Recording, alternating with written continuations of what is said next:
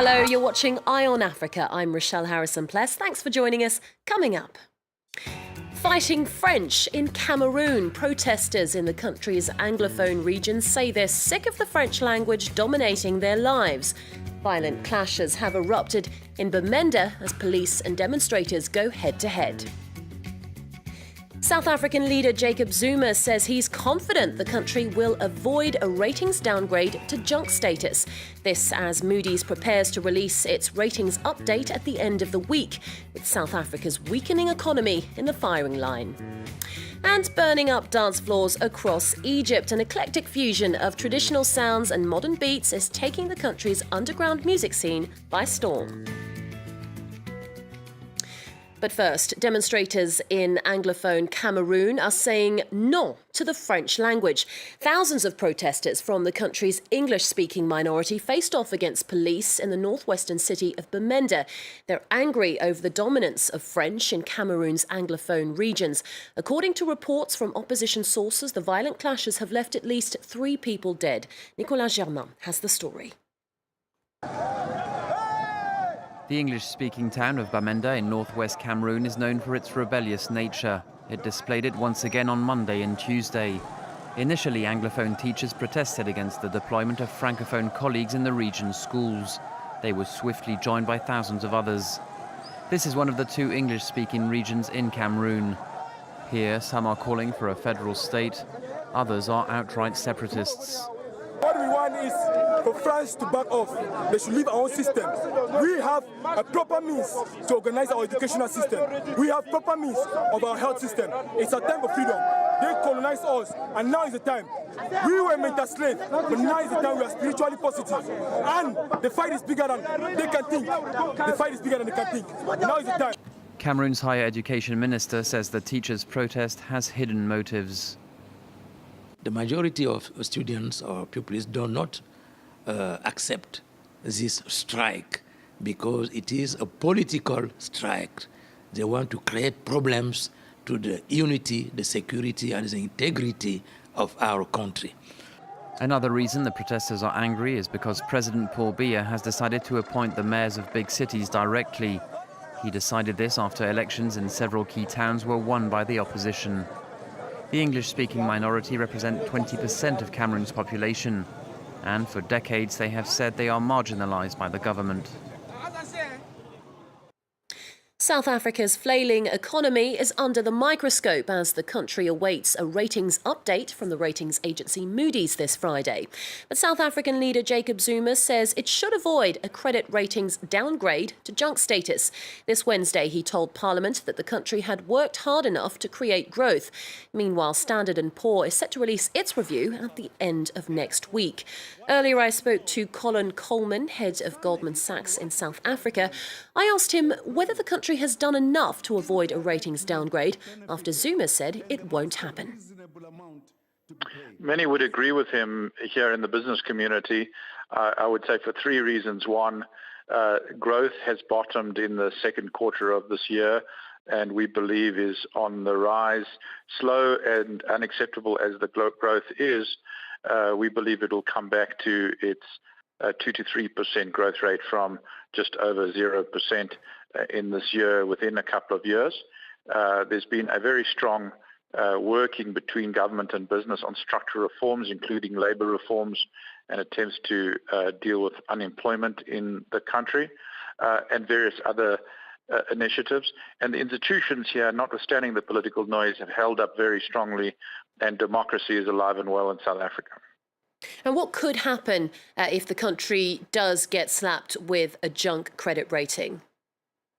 Well, the markets have largely priced in actually a downgrade, so there's probably upside to the markets. But if there is a downgrade, it'll be largely sentiment-driven in terms of market impact.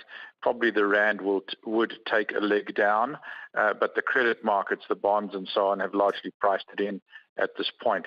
So in other words, there probably is some upside to the extent that there is a hold on the credit rating and we maintain our investment grade. Next, the Crisis in Zimbabwe coalition speaks out.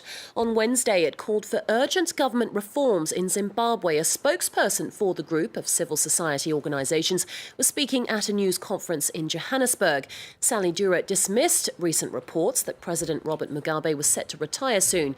The 92-year-old leader has held power in Zimbabwe for nearly 3 decades. Take a listen. Saying something and doing something is two different things.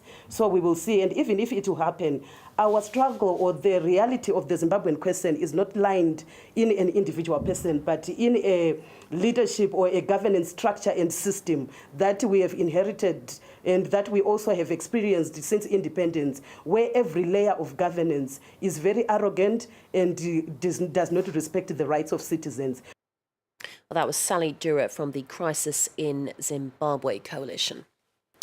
Serious abuses on both sides of the conflict in South Sudan. That's according to a damning new report from Human Rights Watch.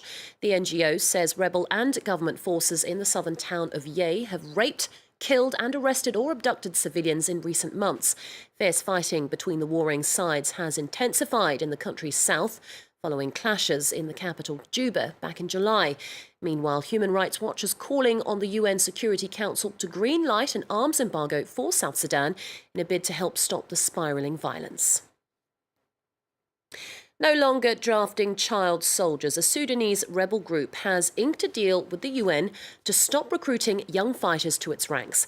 As part of the accord, the Sudan People's Liberation Movement North has agreed to release all child soldiers, take measures to stop the recruitment of minors, and help former child soldiers reintegrate with their families. The pact, known as an action plan, is the first step towards the group's removal from a UN list of organisations that commit grave violations against children. Well, here's a spokesperson for UNICEF Sudan. We have committed to helping SPLM North in making sure that they adhere to their obligations.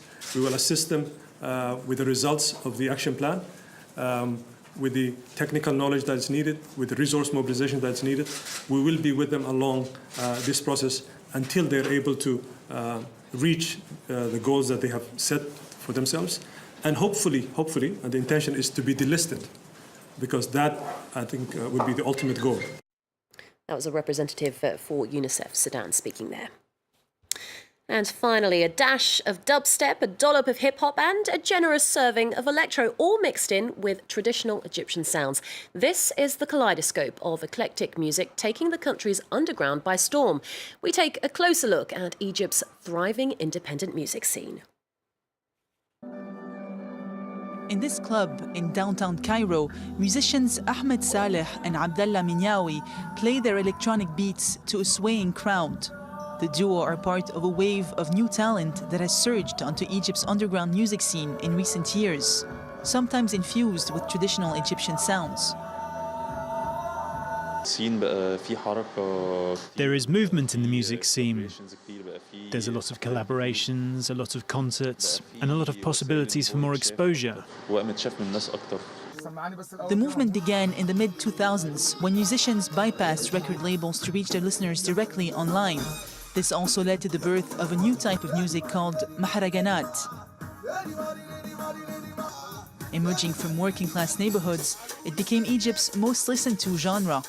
Using cheap or free software, these musicians mix traditional Egyptian music with electronic sounds, creating loud, eclectic beats.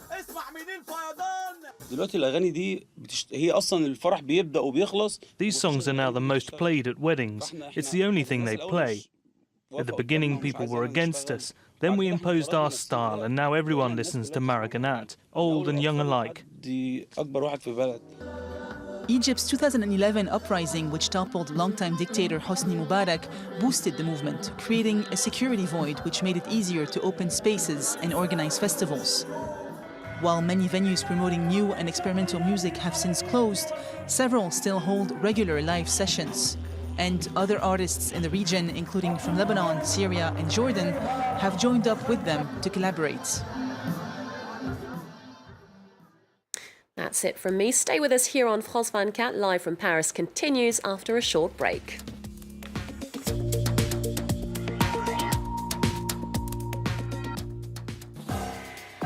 Reporters, presented by Mark Owen.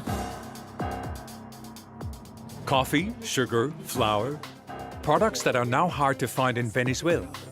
Famine is looming over many families and poverty is crippling the middle classes. And the country's economic crisis is compounded further by political turmoil. Whilst pro-government militants praise President Maduro, the opposition is pushing for a referendum to remove him. Over 3 years after Hugo Chávez's death, Venezuela is close to breaking point. Reporters on France 24 and France24.com.